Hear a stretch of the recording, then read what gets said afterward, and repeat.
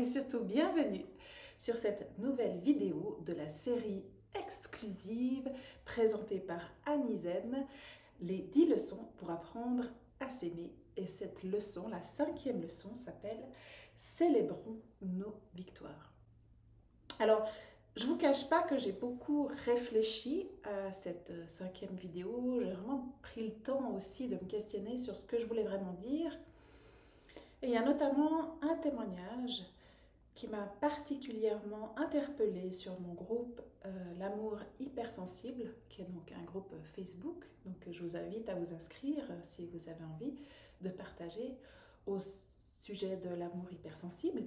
Il y a une personne en fait qui était, je pourrais dire, déçue, frustrée de là où elle en était.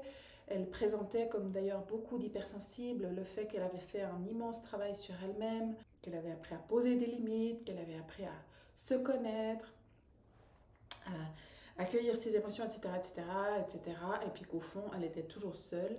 Et puis que donc elle commençait à se demander ce que ça pouvait bien vouloir dire. Et puis, je la sentais un peu exaspérée. Elle me disait, voilà, moi j'en ai un peu marre de ce concept de l'amour de soi.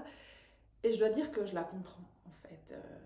Parce que c'est vrai que c'est devenu aussi parfois un peu un leitmotiv. Voilà, si tu veux qu'on t'aime, il faut d'abord apprendre à t'aimer toi-même et machin truc. Il faut s'aimer inconditionnellement. Parce que pour avoir vécu un très long célibat, alors peut-être pas uniquement, mais disons en tout cas une quinzaine d'années finalement, sans avoir vraiment de relations stables, je dois dire que je la comprends. C'est-à-dire que moi, je faisais énormément de travail sur moi, j'ai lu tout un tas de livres, j'ai fait tout un tas de formations, de thérapies qui m'ont coûté un saladier. Je pensais avoir atteint un certain niveau, pourtant je ne parvenais pas à rencontrer la personne qui me convenait. Et puis voilà, je ne comprenais pas ce qui se passait en fait. Et puis c'est vrai que ça m'énervait. Et même, je dois dire que par moments, je pense que je suis devenue aigrie et que j'ai été même jalouse de voir les gens autour de moi pour qui tout semblait facile, qui avaient trouvé quelqu'un des fois à l'adolescence, qui semblait en tout cas de mon point de vue heureux. Enfin certainement qu'il y avait aussi une part d'illusion là derrière. Voilà, moi mon rêve c'était de fonder une famille. Et puis par dépit, en fait, j'ai fait une carrière qui m'a convenu très moyennement. Vous le savez peut-être si vous me suivez sur les réseaux. Et puis voilà pourquoi moi j'y avais pas droit, pourquoi personne n'était attiré par moi, pourquoi je tombais jamais amoureuse, pourquoi j'arrivais pas à faire des rencontres. C'était pourquoi. Il y avait forcément un truc qui clochait chez moi. Et au fait, je suis même allée très loin dans ce concept, c'est-à-dire que j'ai été assez loin pour faire des stages, pour apprendre à draguer dans les bars, enfin des trucs de fou qui en plus allaient contre ma nature en fait, parce que je suis pas du genre à aller papillonner dans un bar pour rencontrer des hommes, ça me convenait pas du tout. Euh, donc en fait à un moment donné, j'ai lâché l'affaire, je me suis dit bon ok, visiblement ça doit pas être pour moi. Parce que voilà, moi je vais pas y arriver en fait, m'habiller,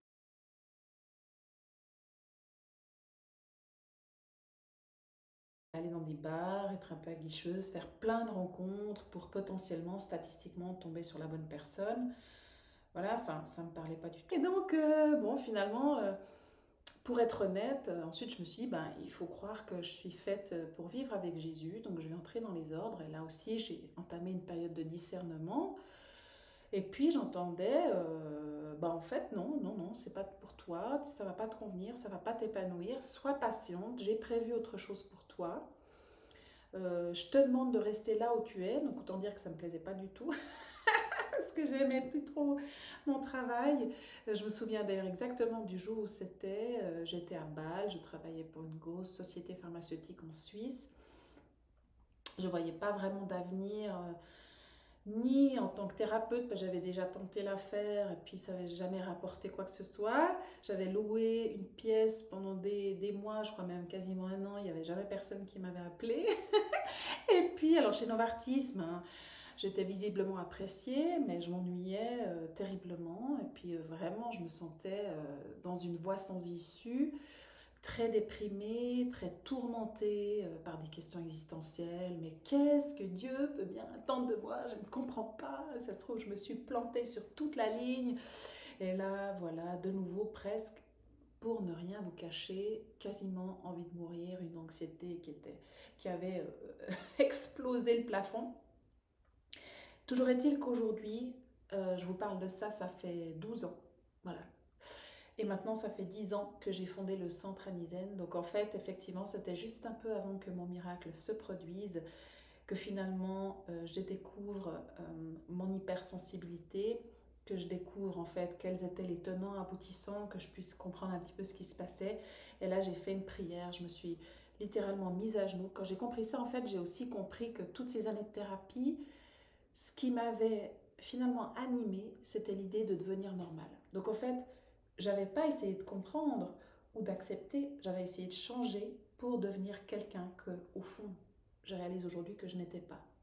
Pensant que ainsi j'allais correspondre, que j'allais mieux réussir et surtout mieux plaire. Et puis aujourd'hui, 12 ans plus tard, force est de constater que c'est ma particularité qui a plu en fait à l'homme avec qui je suis aujourd'hui. Et c'est sa particularité à lui qui fait que je l'aime aussi fort et que je suis tellement heureuse dans mon couple aujourd'hui. Donc comme quoi la vie est finalement bien faite. Mais pourquoi aussi je vous parle de tout ça, c'est que parfois on est mis face à nos doutes, face à des épreuves qui viennent nous chercher très très loin, très très fort. Et ça, c'est peut-être le chemin de la personne hautement sensible. Moi, je crois qu'en fait, la haute sensibilité, c'est un choix d'incarnation. Je crois qu'on fait ce choix parce que, enfin, ça c'est mes croyances, hein, chacun croit ce qu'il veut, évidemment, mais après toutes ces années, finalement, où je me suis posé toutes ces questions, je me dis, ok, alors tout ça doit avoir un sens, beaucoup de choses m'échappent, je pense que l'intelligence humaine est limitée, on ne peut pas tout comprendre, mais il y a obligatoirement quelque chose qui a été voulu, voilà, parce que je crois profondément que Dieu ne fait pas les choses par hasard. Einstein disait qu'il ne joue pas au dé. Eh bien, c'est ça, je pense que voilà, il y a obligatoirement quelque chose à tirer de cette particularité que j'ai et que beaucoup ont finalement d'être très sensibles émotionnellement.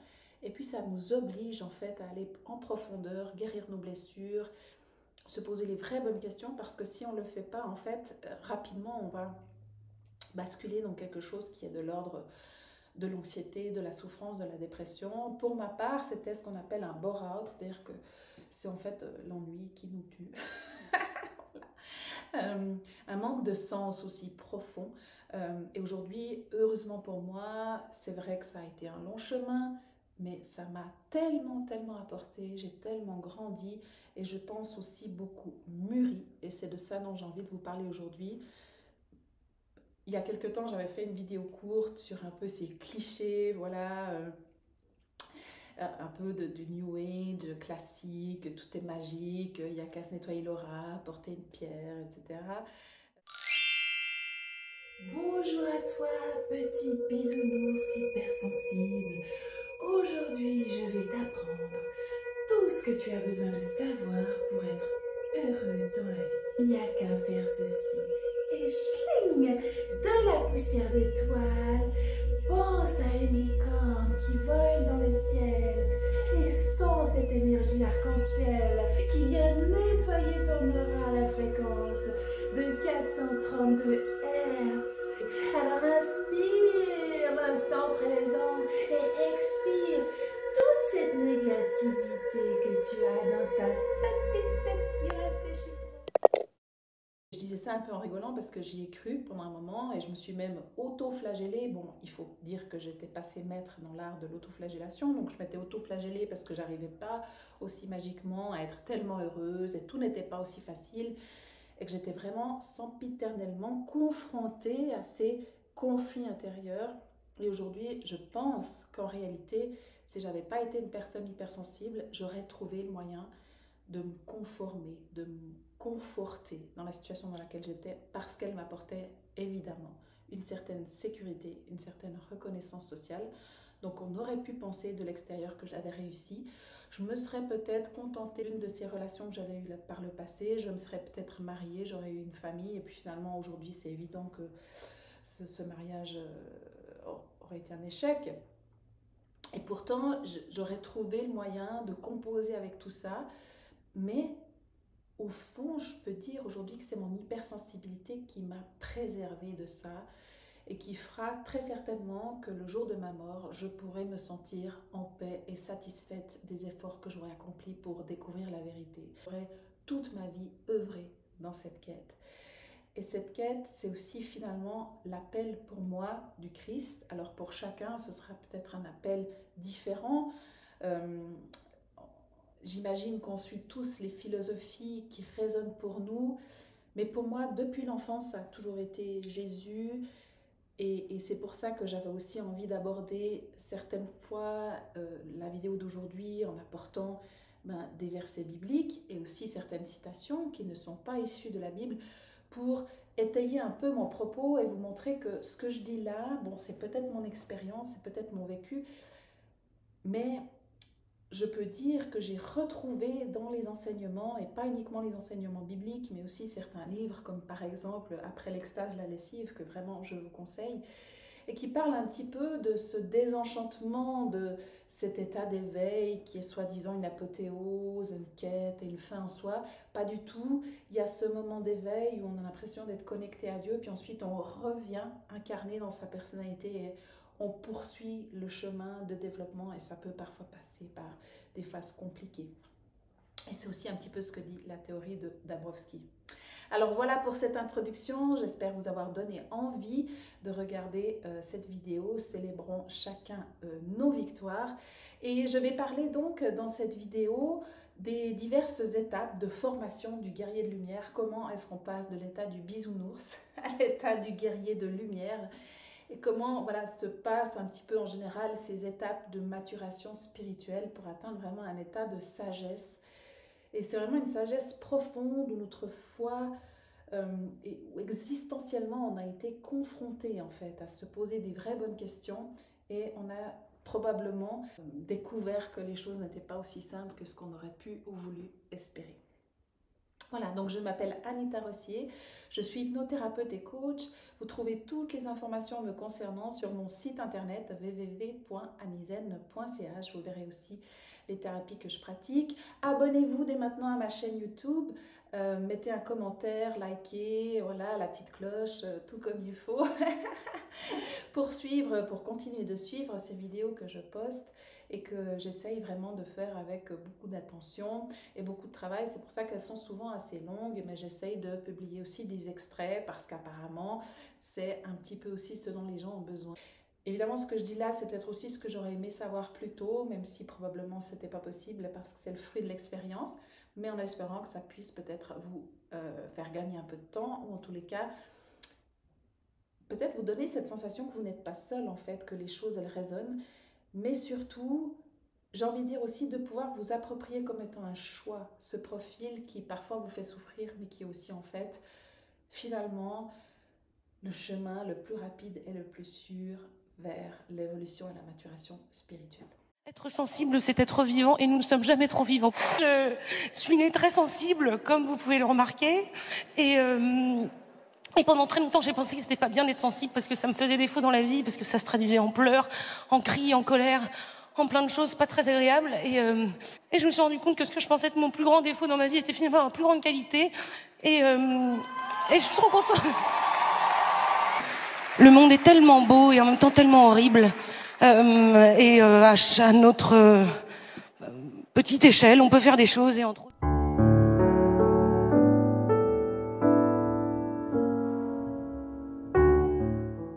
Donc, qu'est-ce qu'il y aura dans cette vidéo? Eh bien justement, pourquoi c'est important de célébrer ses victoires? Alors ça, c'est peut-être un peu plus fun comme ça, effectivement. Parce qu'il y a en fait des études qui démontrent que ça fait vraiment du bien à la psychologie et à l'énergie de pouvoir célébrer ses victoires. Et ça pourquoi? Déjà parce que ça libère des neurotransmetteurs en fait. Quand je célèbre ma victoire, je vais commencer à libérer de la dopamine qui est le neurotransmetteur, enfin la substance chimique si vous préférez, qui est responsable du système de la récompense et de la sérotonine qui régule l'humeur. Alors ça, si vous avez dû dans votre vie déjà prendre des antidépresseurs, vous savez que ça agit souvent sur ces neurotransmetteurs-là, parce qu'effectivement, en plus, il semblerait que chez les profils hautement sensibles, les études sur la génétique démontrent qu'il y a souvent un peu on va dire, plus de difficultés à réguler ces taux-là, aussi parce qu'on est très stimulé nerveusement, facilement surstimulé. Donc ça nous draine au niveau des neurotransmetteurs du cerveau. Le fait d'être souvent émotionnellement actif, réactif aussi, ça va drainer ces neurotransmetteurs-là. Beaucoup d'entre nous avons traversé aussi des choses qui nous ont mis au défi et qui nous ont questionné. Et le fait d'être une personne hautement sensible, en fait, ces événements négatifs, d'ailleurs tout comme les événements positifs, vont avoir plus d'impact sur nous. Et la bonne nouvelle, c'est aussi qu'on est plus réceptif aux thérapies, donc il y a beaucoup plus de chances en fait de s'en remettre, mais ça veut dire que ça va demander un travail et vraiment de prendre la responsabilité de ce cheminement aussi de guérison. Pour moi, la guérison, elle est divine, mais c'est comme si elle était quand même le résultat d'une quête, d'une recherche et aussi une posture dans laquelle on va se mettre. C'est aussi ça que je vais présenter aujourd'hui dans cette vidéo, quand je parlerai dans un second temps donc des étapes qui transforment le bisounours en guerrier de lumière. Célébrer ses victoires, alors déjà, au niveau neurochimique, ça a un impact positif, mais aussi ça renforce évidemment l'estime de soi parce que ça nous pousse quelque part à nous focaliser sur nos succès, à voir les choses positives en fait. C'est évident qu'on a tendance souvent, en particulier si on a un trouble de l'estime de soi, à se focaliser sur toutes les choses qu'on doit améliorer. Il y a un côté positif là-dedans parce qu'on sent qu'il y a une quête d'excellence, sauf que ça peut devenir en fait presque une espèce de violence, de torture mentale parce qu'on n'est jamais satisfait de soi-même. Donc en fait, le fait de pouvoir aussi relever les aspects positifs et de s'autoriser à les célébrer, ça nous motive en fait, ça nous garde motivés. Ça nous préserve probablement aussi de la frustration qu'on ressent obligatoirement quand on est dans un processus évolutif, parce que justement le fait d'évoluer va nous confronter à nos limites, à nos faiblesses, à nos failles. Et donc dans ces moments-là, il faut aussi savoir à quoi se raccrocher. C'est pour ça que moi je vous invite dès maintenant à faire ce petit exercice, peut-être de noter sur le papier certaines des victoires, ce que vous considérez comme des victoires, et puis de les garder bien au chaud comme ça, et même éventuellement de vous reconnecter avec ce moment, avec les émotions que vous avez ressenties, pour vraiment le cultiver. Ça va vous aider aussi dans les moments difficiles de revenir là-dessus. Et dans la Bible, par exemple, on dit qu'il faut se remémorer les bénédictions de Dieu, les fois où on s'est senti aidé, où on a senti un peu comme des petits miracles. Et bien de la même façon, je vous suggère vraiment de vous féliciter pour les progrès. Et là, c'est aussi un exercice, je pense, très certainement, de se féliciter pour les progrès, parce qu'évidemment, on a toujours quelqu'un à qui se comparer, hein, qui va être meilleur. Par exemple, voilà, moi j'ai perdu du poids et puis je suis toujours pas au poids que je souhaiterais avoir, donc je pourrais me focaliser sur l'idée que j'ai toujours pas atteint ce poids-là, ou alors voir que j'ai déjà réussi en fait à me libérer d'une grande charge pondérale et que ça c'est déjà une victoire, et de prendre le temps de célébrer ça, et ça m'encourage et ça me motive de poursuivre à prendre des actions qui sont bonnes pour ma santé. Voilà. Ces neurotransmetteurs dont je vous ai parlé tout à l'heure, donc la dopamine, la sérotonine et certainement aussi d'autres, réduisent aussi le stress et l'anxiété. Donc c'est globalement évidemment positif pour surmonter les obstacles qui se présentent à nous. Vous avez peut-être déjà remarqué que lorsqu'on est épuisé, fatigué, lorsqu'on n'a plus d'énergie, qu'on est anxieux et stressé, tout paraît une montagne, tout est difficile. Moi je me souviens d'une époque où c'était même difficile d'aller faire mes courses à la Migros, ça commençait à m'angoisser, j'ai l'impression que je ressentais tous les gens autour de moi, c'était vraiment, alors qu'aujourd'hui je peux aller faire mes courses et puis j'en fais pas toute une histoire, ça se passe bien, somme toute j'aime pas y aller, ça me fatigue, mais voilà, c'est un moment à passer et puis je sais pourquoi je le fais et ça va passer très bien. Il y a eu des périodes de ma vie où j'étais très épuisée, où c'était carrément une immense montagne. C'est aussi une rééducation de l'esprit. Là où je suis pas d'accord avec cette psychologie positive magique, c'est que je ne crois pas qu'on puisse vraiment se forcer à penser positif. Toutefois, ça demande un exercice et une intention de, en fait, choisir aussi d'observer les choses depuis ce vase à moitié plein plutôt qu'à moitié vide. Moi, je crois quand même que c'est beaucoup plus facile quand on a une vie équilibrée, mais quand on est un peu dans le creux de la vague, voilà, ce genre d'outil peut être utile, au moins pour se différencier, pour se dissocier, et pour réaliser les enjeux qui sont en train de se jouer à l'intérieur de mon esprit qui devient un champ de bataille. Et on appelle ça dans les domaines spirituels le combat, justement, parce que c'est vraiment un combat entre moi et puis ce qui cherche, si vous voulez, donner une image, un peu ce qui cherchera à me détruire, ou les pulsions de mort, comme dirait la psychanalyse. Mais il y a vraiment en soi, j'ai envie de dire, des résistances. Sinon, évidemment, justement, ce serait magique, en fait. On serait tous conscients de l'amour de Dieu, que Dieu est miséricorde, et qu'on est tous, que Dieu a pour nous tous un plan d'espérance. On serait tous heureux dans l'acceptation, on serait tous des Bouddhas qui mènerions comme ça dans les rues du paradis. C'est pas le cas. Pourquoi? Parce qu'il y a de grandes résistances, il y a des grands défis qui nous attendent sur ce chemin de maturation spirituelle. Alors moi, longtemps, ça m'a énervée, pour ne rien vous cacher. Je me demandais pourquoi Dieu avait prévu les choses comme ça, pourquoi il y avait des défis, pourquoi il y avait autant d'épreuves, et pourquoi, voilà, s'il est omnipuissant, pourquoi il fallait évoluer. Enfin bref, il y a plein de questions comme ça. Alors, je prétends pas avoir trouvé toutes les réponses, mais je me souviens avoir médité comme ça, parce que j'en pouvais plus en fait de ces questions dans ma tête, ça me tourmentait, ça m'empêchait de dormir. Et j'ai eu cette voix dans mon cœur qui m'a dit, mais en fait, t'es pas là pour tout comprendre, t'es là pour apprendre à faire confiance. Fais confiance à ce processus. Et puis, beaucoup de gens disent qu'en fait, c'est aussi dans l'épreuve qu'on se renforce.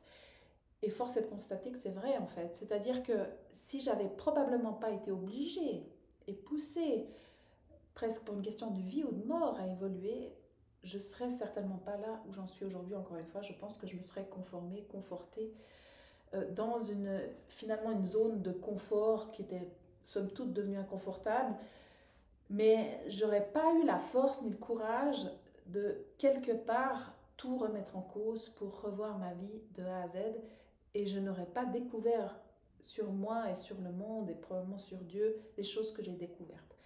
Donc c'est vrai que c'est un défi, comme le disait Mère Teresa, la vie en fait c'est une aventure qu'il nous faut traverser, accepter aussi. Et quelque part, c'est ça, j'ai envie de dire, l'excès de précaution détruit l'âme, disait cette citation. Et vraiment, par moments, on doit prendre des risques, mais c'est vrai que, en tout cas, certains d'entre nous, et en particulier les profils hautement sensibles, n'aiment pas particulièrement l'inconnu, prendre plein de risques, mettre en péril notre sécurité. Et pourtant, c'est bien ça qui nous pousse à évoluer. Et je reprendrai cette métaphore justement du diamant. Le diamant, donc, chimiquement parlant, c'est exactement la même composition qu'une mine de crayon. C'est du carbone à l'état pur. Alors, qu'est-ce qui fait que on peut transformer en fait une mine de crayon en diamant? Alors ça se passe dans la nature, dans certaines conditions extrêmes de pression, par exemple, ça se passe aussi en laboratoire, de façon artificielle, ça donne ce qu'on appelle le zircon. Mais c'est vraiment, voilà, on est mis sous pression. Quelque part, il n'y a plus qu'une seule voie, c'est celle de transcender. La lumière puisse passer. Et on dit aussi que les épreuves, c'est un peu comme si on venait tailler ce diamant quelque part pour lui permettre de refléter le plus de lumière possible. Et je trouve que c'est une belle image. Et voilà, l'enjeu peut-être du bisounours qui devient un guerrier de lumière, c'est d'accepter que nous soyons tous embarqués dans ce voyage, dans ce processus de maturation, que c'est pas ce qu'on aurait voulu. C'est évident que si vous me demandez à moi, jamais j'aurais eu envie forcément, en tout cas consciemment, de traverser ça. J'aurais bien préféré être heureuse, en paix dans mon paradis, que tout le monde se tienne la main, chante des chants d'amour. Et voilà, j'ai longtemps, quelque part, espéré même que les choses soient plus faciles, voulu être comme les autres pour qui tout me semblait si facile. Au fond, je crois que personne n'a la vie aussi facile que ça, mais peut-être pour certains, la vie est plus facile que pour moi, dans le sens où voilà, ils sont moins bouleversés, poussés, sous pression, peut-être.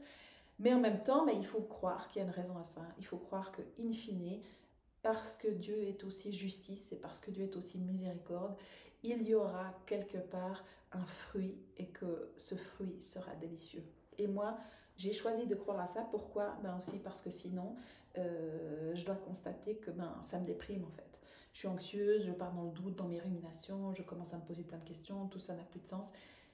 Et voilà, ça, en fait, ça ne peut pas être vrai parce que si c'est la vérité, si ça vient de Dieu, il y a quelque part au fond de nous quelque chose qui est apaisé. Même si c'est difficile, même si on sent que ça vient nous chercher au plus profond de nous, il y a comme cette conviction que c'est le bon chemin.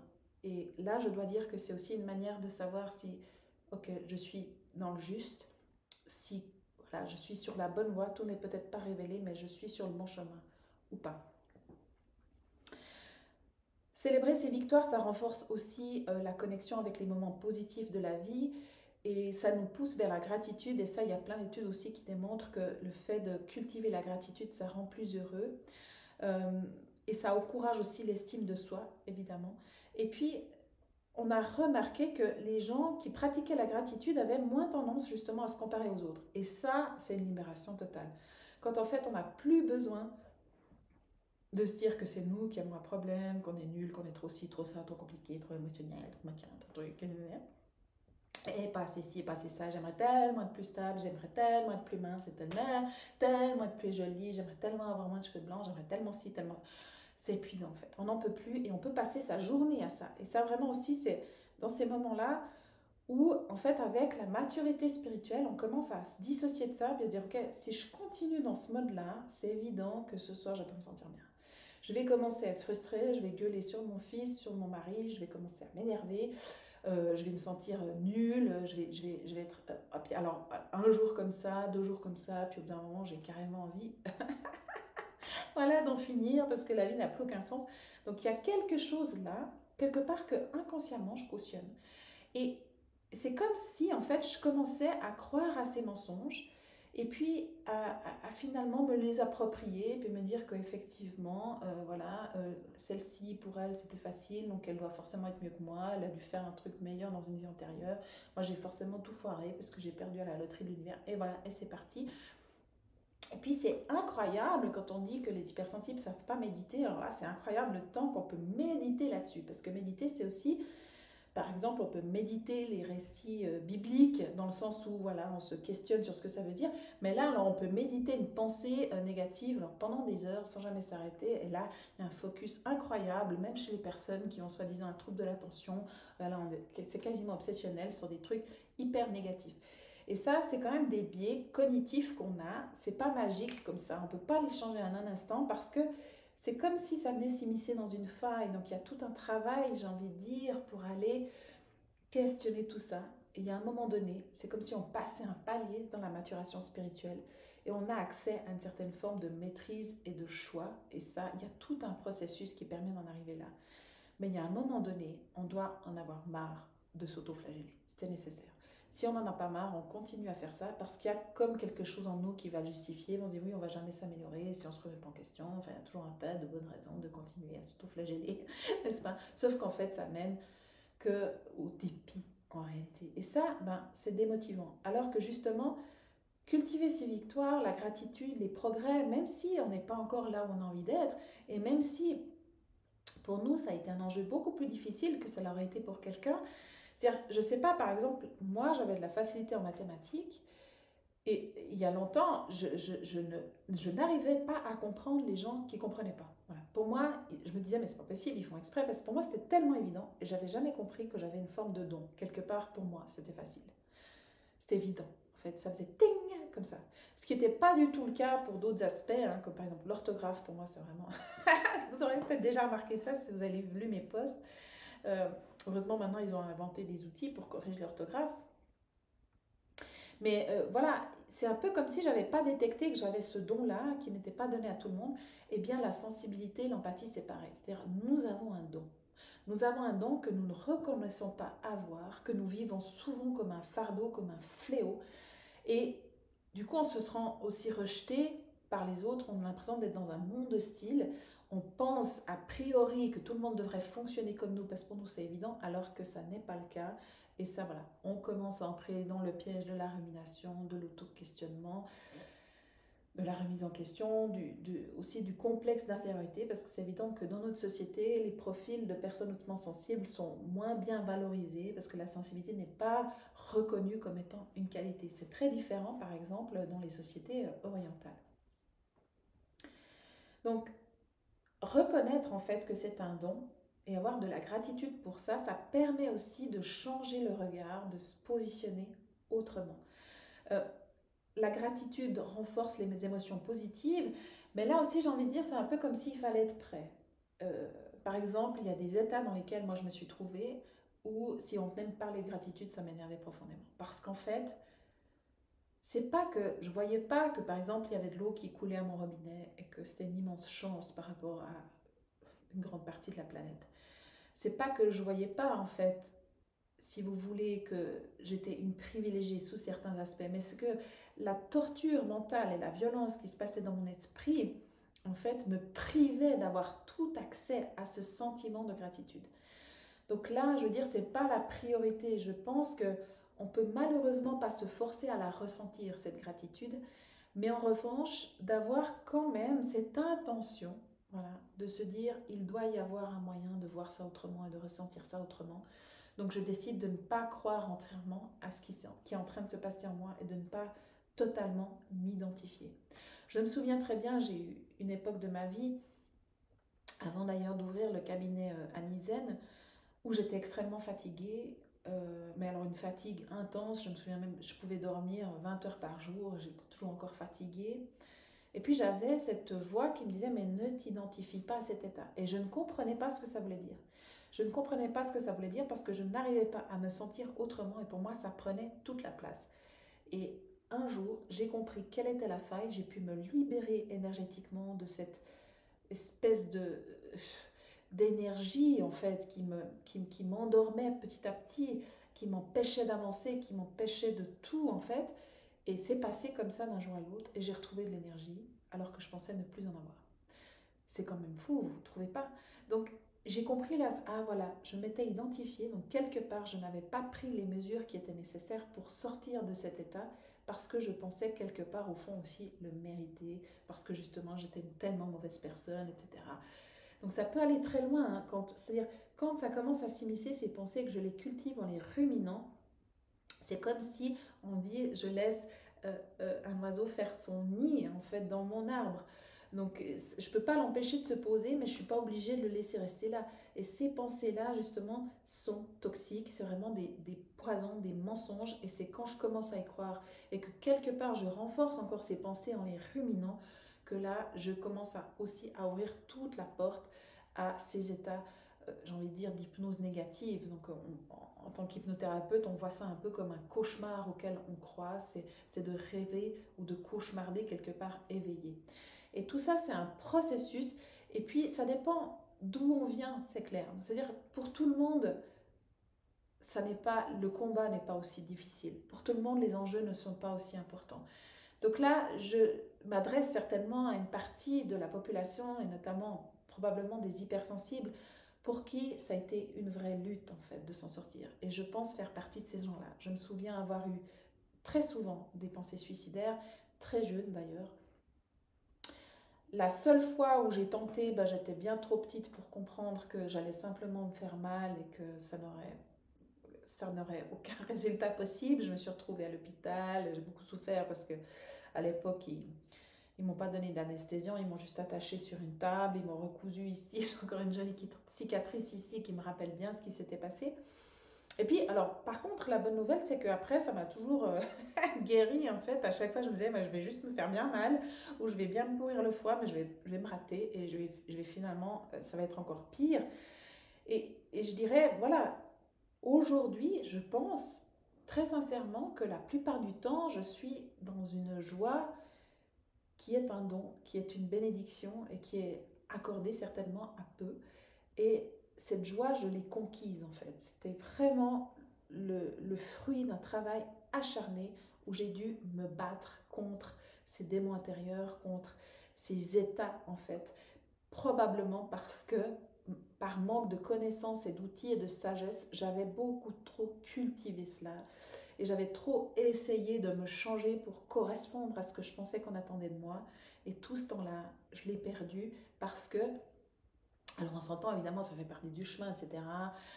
On est bien d'accord, mais franchement, je le souhaite à personne. Si on peut le plus rapidement possible, et c'est probablement en chemin maintenant, dire aux hypersensibles, mais non, vous n'avez pas à changer. Vous pouvez tout à fait trouver un équilibre. Vous avez vécu des choses terribles, mais il y a un chemin, il y a une voie. Certains y sont parvenus. Inspirez-vous, gardez confiance, cherchez et vous trouverez, disait Jésus. Donc j'ai vraiment envie de vous dire ça. Voilà, cultivez chacun de vos progrès. Si vous en êtes au fait d'arriver à rester vivant un jour de plus, garder l'espoir un jour de plus, ou au moins attendre de voir si les choses peuvent être meilleures demain, c'est une victoire. Certaines fois, rester en vie, c'est la plus grande des victoires. Et moi, je vous encourage vraiment à lutter, à voir ça comme un combat que vous menez, en fait, vers la lumière. Qu'il y a effectivement des obstacles, quoi qu'on en dise, on pourra vous dire qu'il y a qu'à écouter de la musique à 432 Hz, mais c'est pas vrai. Il y a des fois, pour certains d'entre nous, où vraiment il y a un enjeu colossal, de presque existentiel en fait, de l'âme qui doit se libérer de quelque chose de très profond, de très noir, de très sombre, de très ténébreux, pour avoir accès quelque part à une immense lumière. C'est-à-dire que la qualité de la lumière et de la joie que vous allez expérimenter est en relation avec les défis que vous aurez surmontés. Et c'est quand on s'imagine que voilà, nous, on est les seuls sur Terre à qui ce ne sera pas permis, qu'on est juste là pour souffrir. Alors là, on est en train de croire un immense mensonge. Et le fait de croire à ça, c'est ça. En Suisse, on dit ça vous met dedans. Eh ben, c'est exactement ça. C'est-à-dire que c'est comme ça que quelque part, on laisse encore plus de noirceur prendre de place dans notre âme. Donc tout ça, c'est des mensonges. Peut-être que vous n'arrivez pas encore à y croire, mais essayez au moins de vous dire qu'il est possible. Il existe une possibilité, même infime, que j'ai raison. Et si j'ai raison, qu'est-ce que ça veut dire pour vous? Donc oui, la vie peut ressembler à un combat. Voilà. On a envie d'être un bisounours, on a envie de se tenir les mains, de chanter des chants d'amour, on voudrait que tout le monde soit respectueux, que tout le monde soit bienveillant, sauf que c'est pas comme ça que ça se passe en vrai. Les choses sont en haut comme elles sont en bas. Pendant longtemps, je me suis demandé ce que ça pouvait bien vouloir dire, mais c'est évident qu'aujourd'hui, nous, on s'inquiète de notre développement spirituel, de notre maturation spirituelle, alors qu'au même moment sur Terre, il y a des gens pour qui rien que le fait de survivre est un immense combat. Je n'ose pas imaginer ce qu'il en serait de moi si j'étais dans la même situation en ce moment en Ukraine, à Gaza. Je ne prétends certainement pas qu'il est facile en fait de mener ces combats-là. Pour certains, les combats sont réels, sont à l'extérieur. Et le vrai combat, c'est de rester en vie, de rester vivant. Et c'est quelque chose probablement de viscéral à ce moment-là. En particulier, j'imagine, si on a des enfants encore, qu'on souhaite protéger, qu'on doit défendre, qu'on veut défendre et qu'on se sent terriblement impuissant, c'est dans ces moments-là où il faut aller vraiment au fond de soi pour chercher la lumière. Pour certains d'entre nous, le combat se passe à l'intérieur de notre propre esprit, dans les quatre murs, des fois aussi de la maison. Des personnes qui expérimentent la violence conjugale, le mobbing.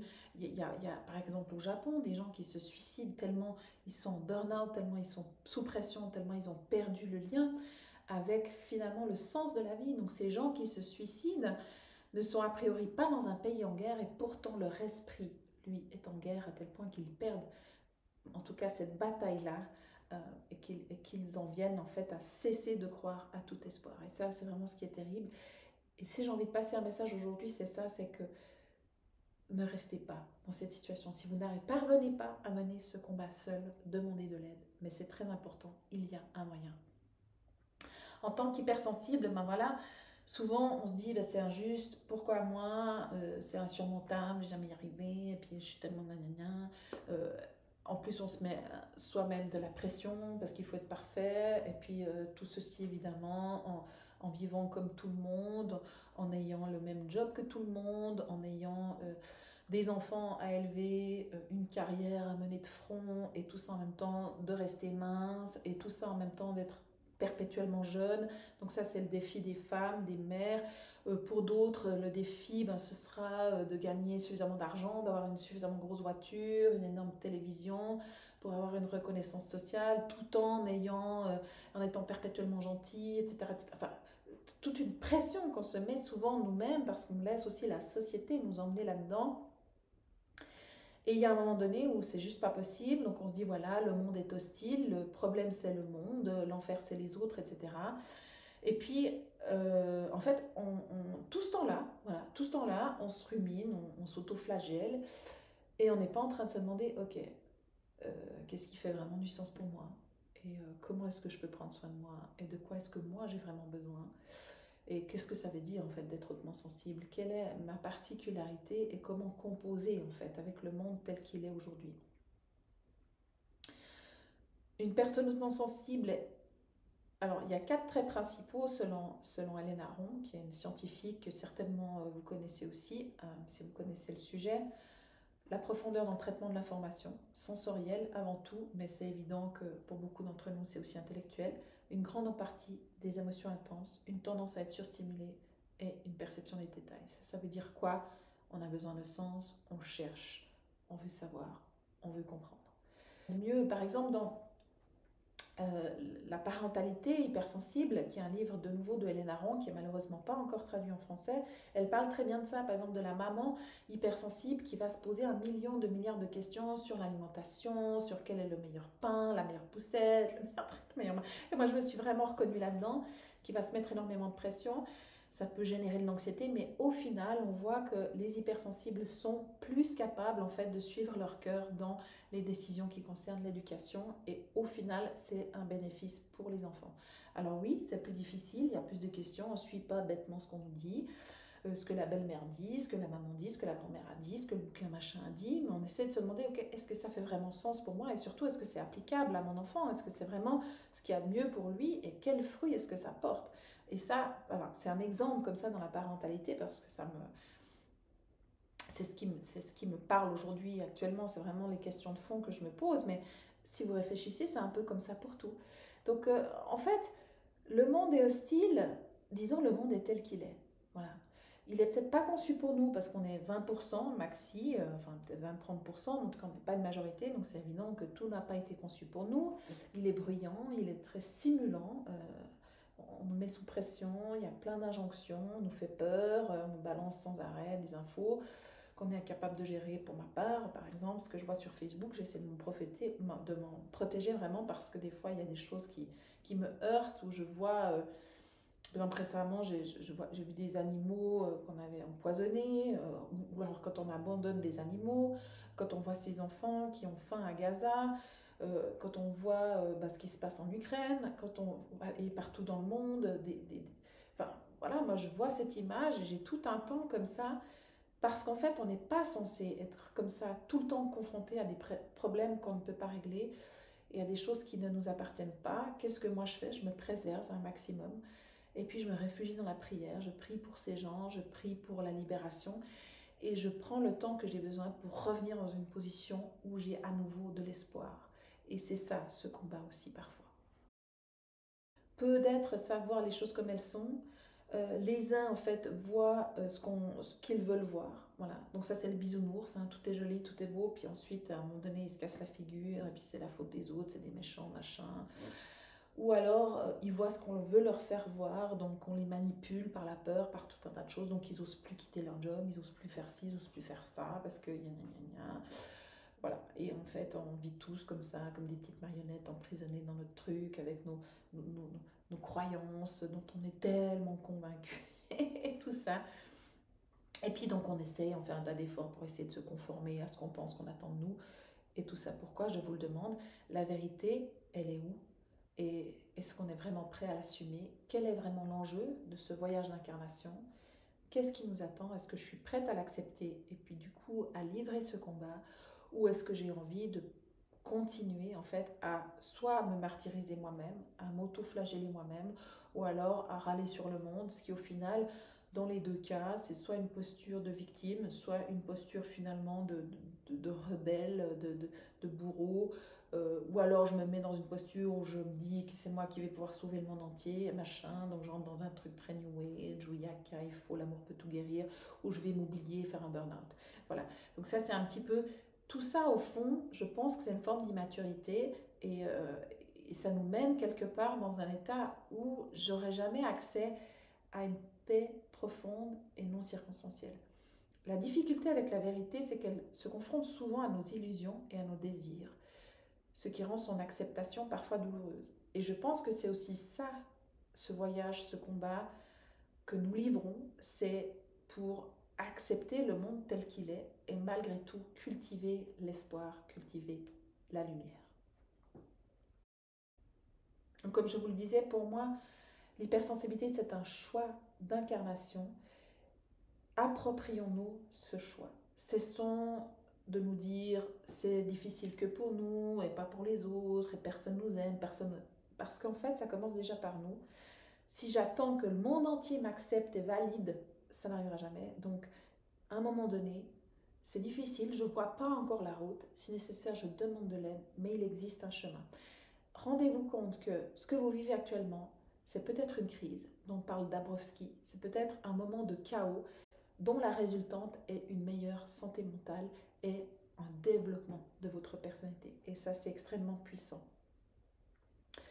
Le fait d'être empathique, alors c'est vrai que ça peut devenir pénible, comme moi, quand je ne peux plus regarder Facebook parce que sinon, voilà, je me sens déprimée, c'est parfois compliqué. Puis en même temps, je me dis, oui, mais ça fait aussi de moi un être humain. C'est-à-dire que je reste connectée, même si c'est difficile, même si parfois ça me fait souffrir, je continue en fait de ressentir, je ne m'habitue pas, je ne commence pas à trouver ça normal et je ne choisis pas de regarder ailleurs. Non, parfois quand je suis confrontée, l'utiliser en fait pour me questionner profondément et je vais prier pour ces gens en me disant que quand je ne peux plus rien faire, je peux au moins prier pour eux. Et ça aussi, ça a été prouvé, la prière est puissante. Elle a un impact. Et bien sûr, on dit oui, mais si c'était si facile, ben alors le monde irait mieux. Et ben, sauf que, en fait, oui, si nous avions tous la foi, comme le dit ce verset biblique, de la taille d'un grain de moutarde, on pourrait déplacer les montagnes. Sauf que, en fait, c'est une conscience collective. Et puis que, ben, on lutte pas tous dans la même direction, on tire pas tous sur la même corde. Mais sachez que votre prière, votre intention, si vous n'aimez pas ce mot prière parce qu'il vous confronte à certains conflits que vous avez par exemple avec l'Église, peu importe, méditez pour la paix, mais ça a vraiment, et ça a été prouvé par la science, ça a une efficacité, ça a un pouvoir. Quand on est hypersensible, le corps nous parle. Quand on n'arrive plus psychiquement à affronter, en fait, quelque part on est poussé dans le dos parce que le corps prendra le relais et non, non, non, non. Anita, là, il y a quelque chose de prioritaire. Ça suffit plus, là. Tu t'éparpilles, tu es dans l'hyperactivité, tu es en train de fuir les vraies questions. Maintenant, je te fatigue tellement que tu vas être obligé de t'arrêter et de répondre à ces questions-là.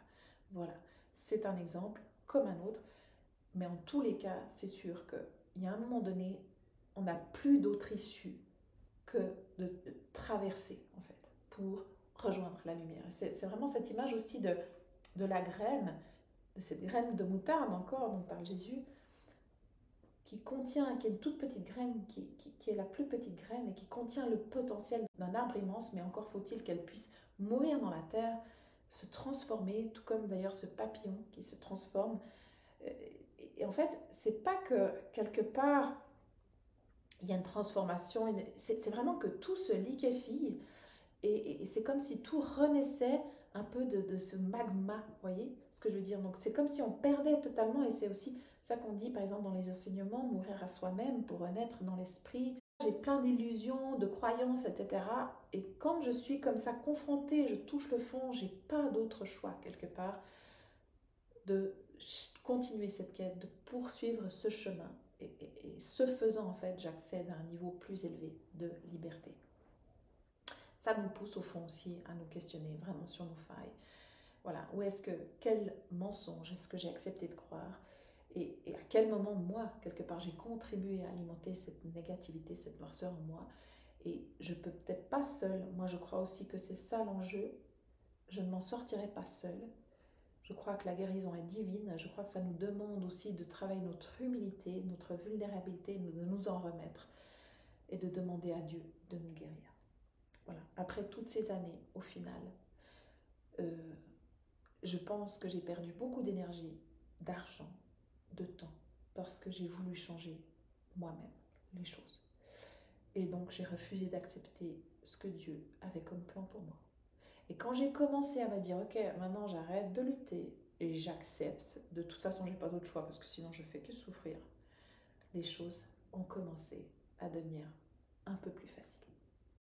Un bisounours au fond, même si, voilà, je dois dire que probablement, au fond de moi, il y a une part de bisounours encore. Je pense que c'est un hypersensible qui manque de sagesse. C'est celui qui n'a pas compris que tout le monde n'est pas comme lui, qui n'a pas compris qu'il a un certain pouvoir et que si on est d'accord de poursuivre ce chemin, de livrer ce combat, on sera soutenu. On n'est pas seul, mais notre esprit est un champ de bataille. Il y a des forces qui s'affrontent. Les Amérindiens parlent du loup de la haine et du loup de l'amour. Et dans cette fable, le petit garçon demande donc à son père, mais c'est quel est le loup qui gagne à la fin? Et le père répond, c'est celui que tu nourris le plus. Et c'est vraiment ça, c'est-à-dire qu'il n'y a pas un moment donné où c'est terminé, où j'arrête d'évoluer. L'âme est probablement vouée à évoluer jusqu'à ce qu'elle atteigne, je ne sais pas, l'éternité auprès de Dieu. Ça n'existe pas en fait, cet état où à un moment donné j'ai assez travaillé sur moi, j'ai fait assez de développement personnel, puis voilà, puis je peux me reposer, les sortir de l'éventail, je vis l'abondance, et tout est facile, et voilà, j'ai plus rien à faire, et quelque part, non, en fait, alors, pour certains, peut-être qu'ils ont atteint cet état-là déjà, mais je crois qu'au fond, pour la majorité des gens actuellement incarnés sur Terre, c'est pas ça l'enjeu. L'enjeu, c'est de faire confiance, de suivre ce processus et d'accepter de se laisser transformer. Merci infiniment de m'avoir écouté. J'espère que cette vidéo vous aura été utile et qu'elle vous aura convaincu qu'il est maintenant nécessaire de commencer à célébrer vos victoires. Notez-les, comme ça vous pouvez y revenir quand c'est nécessaire et quand le moral est un peu à la baisse. Une fois n'est pas coutume, il y aura une seconde partie à cette vidéo, alors restez bien connectés. Venez sur ma chaîne YouTube Anita Rossier ou mon site internet www.anizen.ch. Avec tout mon amour, je vous souhaite tout le meilleur, mais surtout beaucoup de courage, beaucoup de sagesse et que la paix vous accompagne. Au revoir.